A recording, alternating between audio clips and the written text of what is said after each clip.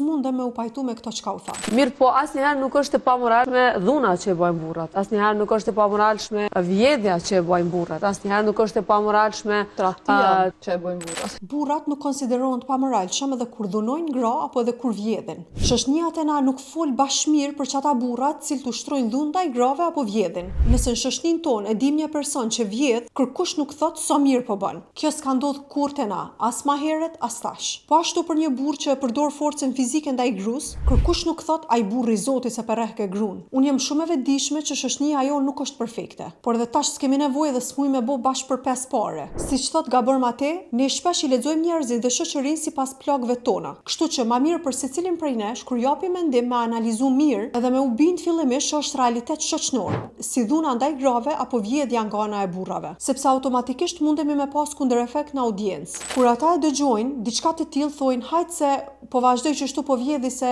kokna burr, që shtu koka normë sociale mu llogarit normale. Atëherë çka?